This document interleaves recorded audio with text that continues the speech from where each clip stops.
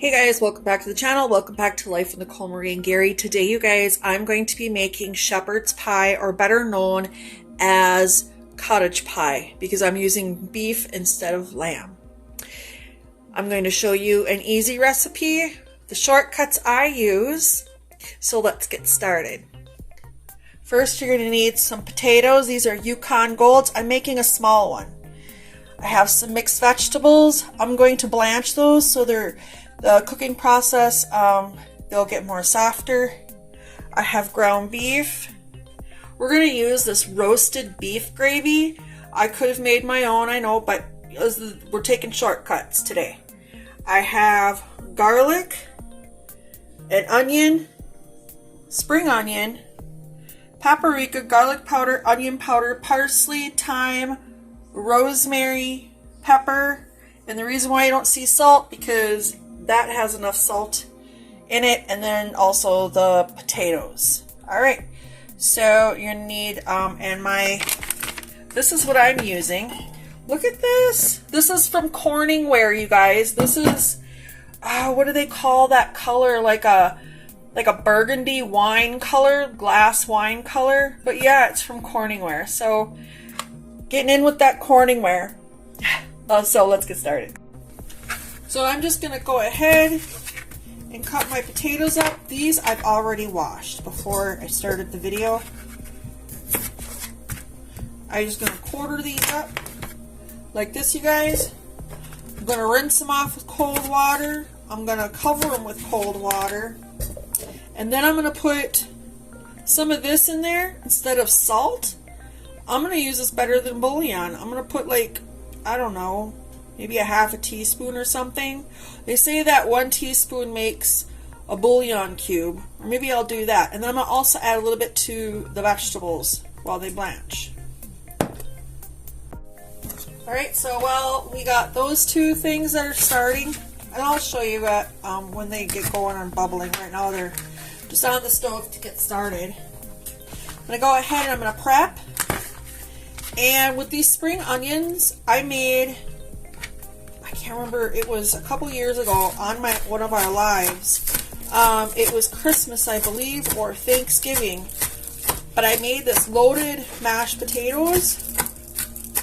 And it had spring onions in it and bacon. I'm not going to do that today, but I am going to add these spring onions to it. Because the cottage pie or shepherd's pie, whatever you like to call it, it's going to be in the oven, and these are going to be added to hot potatoes, so that amount of time that they're in there, it will cook.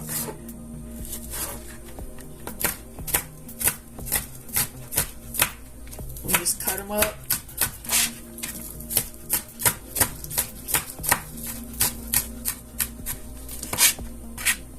Like so. Next, I had 5 cloves of garlic. I added 2 of those garlics to the potatoes. As they boil, that garlic will cook, and also so there'll be fresh garlic and spring onions in the mashed potatoes with butter and milk. So it makes shepherd's pie from cottage pie. What separates the two?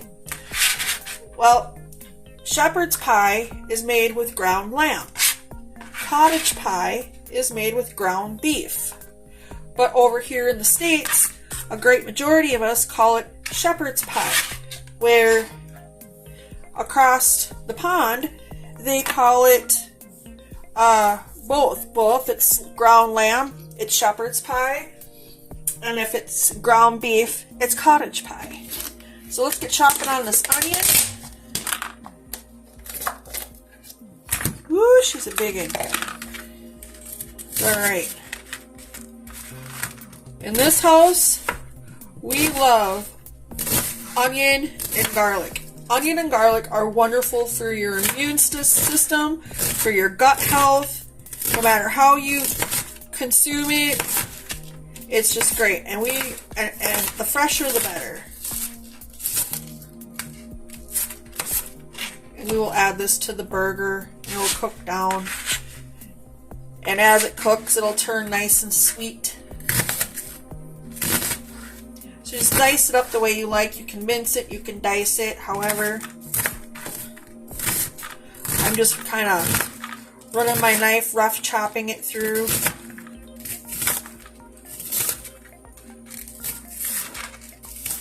We don't mind it being larger chunks. If you want it smaller, do it smaller. If you don't want onion at all, omit the onion.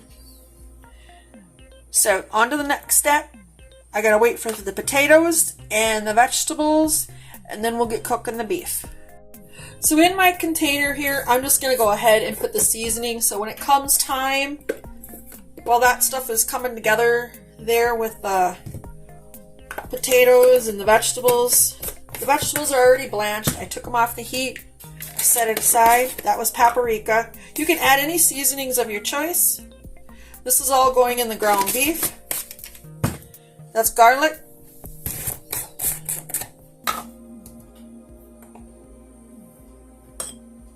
Onion powder. Even though we already have those ingredients going in, we're still going to add it.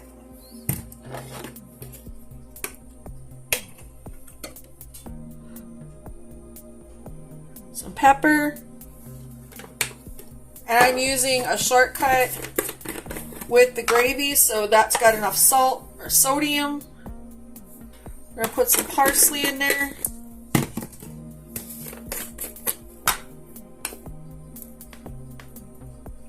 Put some thyme.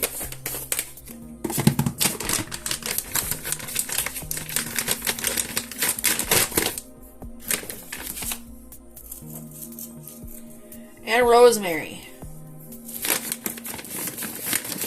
And I just took out a spoon and I added like half of it. Maybe a teaspoon of each. I don't know. I just eyeball it. Get it to the consistency you like. There's all the seasonings. I just do that so I can just dump and go. And it's just easier. Alright. I'll be back. Okay, y'all. Our potatoes are done.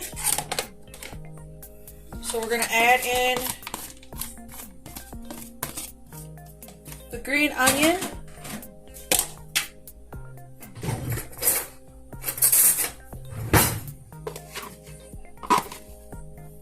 Some butter.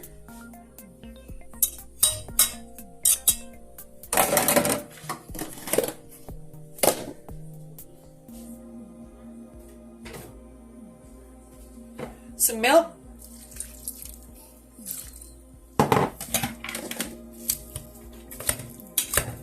I like to kind of push it down a little bit. I left the skins on. Yukon Golds, their skin on their potatoes are very thin.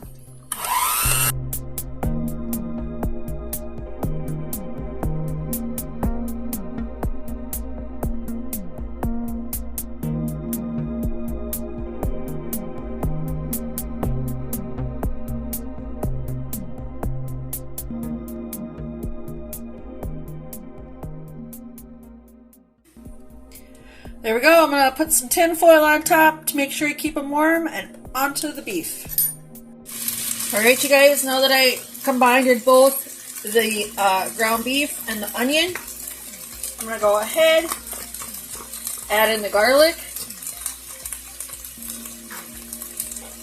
all my seasonings that you guys seen in the beginning.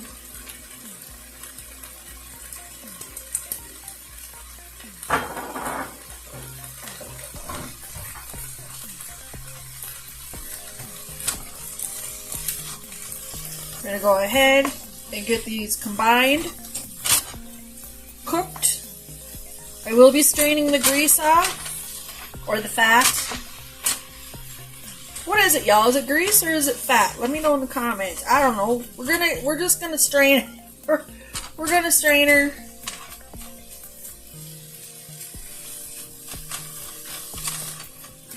She's smelling really fragrant. So anyways, let me get this done here. And we'll be back on to the next step. Okay, you guys, so it really had hardly any fat in there at all. It really did. So anyways, my shortcut is going to be this Pioneer roasted beef gravy. Calls for 2 cups of water. And the gravy. Again, you can make your own homemade gravy if you like. There's many recipes on the internet. I'm just showing you one of the many ways, y'all. This is one of the many ways that I make this dish. It's never the same. I know folks have said you need to list the ingredients, and well, of course, but then when I go to do it again, I do it different. And once in a while I may do it the same, but it's not often. This is just a nice little shortcut. So we're going to let this gravy go ahead and thicken up, you guys. You can also add anything else to it you like or you prefer. The possibilities are endless. So you guys, as you can see, it's quite... I did the instructions on it. It's a little bit liquidy, so what I'm going to do here is I'm going to reduce this down. And the reducing process will take probably, as long as I continue to stir, it should take about anywhere from 10 to maybe 15 minutes. Maybe not even that. You just want it a little thicker than this. No big deal. So you guys, what I'm going to do is I'm going to let this cool down. And I let it cool down. I give it about 15-20 minutes to cool down. You don't have to, but that's what I do. So we'll be back. Alright, you guys, so it's cooled down some. I got it in the baking dish. Now we're going to go ahead and top it with these vegetables.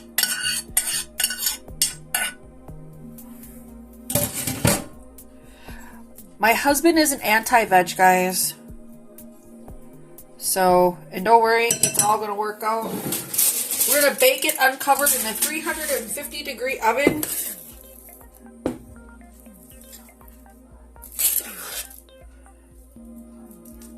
For probably about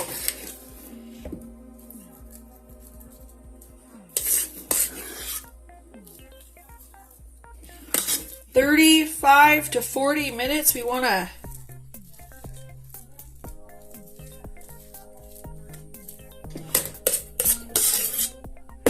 everybody to come together and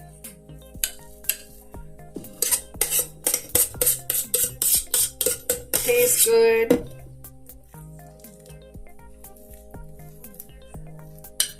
And I also sprayed this baking dish as well. I try to get it as even around as possible.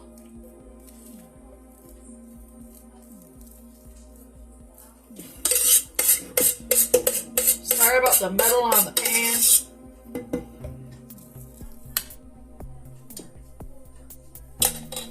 Alright, for a fancy design, if you want, you can drag it back and forth with your fork. And it'll do these crispy little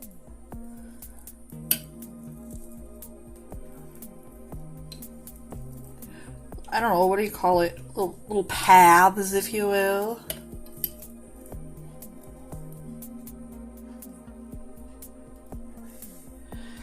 In a 350 degree oven, about 35 to 40 minutes, or until you desire it. You can also top this with cheese. You can add cheese into it.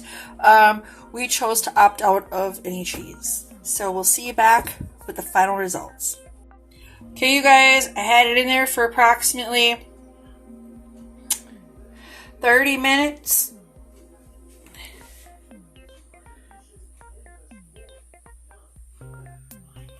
So we're going to let this baby cool down and I'll dish it up. Here you guys have it, the shepherd's pie. Like, comment, subscribe, and share. Thank you guys so much. And I hope you give this recipe a try. Have a wonderful day, y'all.